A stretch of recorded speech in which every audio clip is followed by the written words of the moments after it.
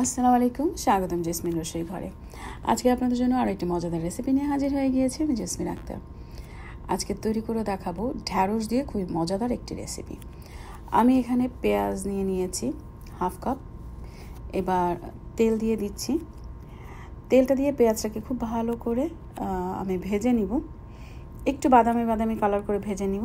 এরপরে একে একে সব উপকরণগুলো দিব আর আপনাদের সাথে শেয়ার করব।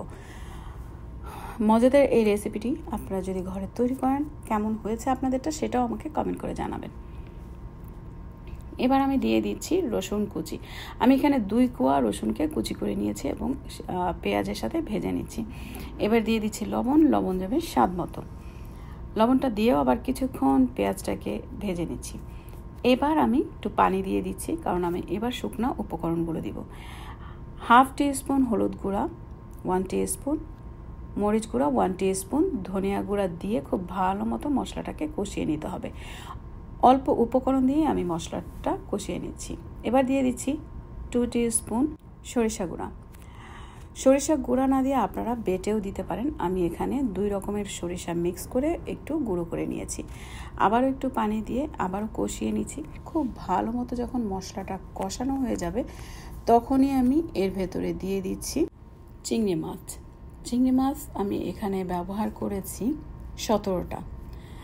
একটু ছোট সাইজের চিংড়ি মাছ নিয়েছি, আপনারা চাইলে একটু বড় অথবা এর চাইতেও ছোট চিংড়ি মাছটা এই রান্নাতে ব্যবহার করতে পারেন। চিংড়ি মাছটা দিয়েও আমি কিছুক্ষণ কষিয়ে নেব। অনেক বেশি সময় ধরে আমি চিংড়ি মাছটাকে কষাবো না। যখনই দেখব চিংড়ি মাছের কালারটা অনেকটা চেঞ্জ হয়ে এসছে, এরপরে আমি এর ভেতরে দিয়ে দিব ঢ্যাঁড়স। আমি এখানে 250 গ্রাম ঢ্যাঁড়স নিয়েছি। ঢ্যাঁড়সটাকে প্রথমে ধুয়ে ভালো মতন ঠিক এইভাবে কেটে নিয়েছি। যারা সবসময় আমার ভিডিওগুলো দেখেন কিন্তু এখন পর্যন্ত আমার চ্যানেলটিকে সাবস্ক্রাইব করেননি, আশা করি আমার চ্যানেলটিকে সাবস্ক্রাইব করে নেবেন। আর যারা ফেসবুক পেজ থেকে দেখবেন তারা ফেসবুক পেজটিকেও ফলো করে রাখবেন আমাকে সাপোর্ট করার জন্য। এবার খুব ভালো মতো আমি ঢ্যাঁড়সগুলোকে কষিয়ে নিচ্ছি। এরপরে সামান্য একটু পানি দিয়ে আমি ঢেকে রাখবো।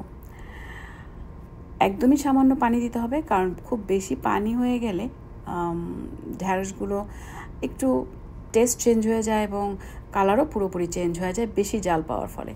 কাঁচামরিচ দিয়ে আবারও কিছুক্ষণ এভাবে দমে বসিয়ে রেখেছি। যখন দেখব ঢ্যাঁড়সটা সেদ্ধ হয়ে গিয়েছে নামিয়ে নিয়ে পরিবেশন করব। কেমন লাগলো আজকের এই রেসিপিটি অবশ্যই আমাকে কমেন্ট করে জানাবেন। আর যদি ভালো লাগে লাইক করবেন, শেয়ার করে দিবেন ফ্রেন্ডস অ্যান্ড ফ্যামিলির কাছে।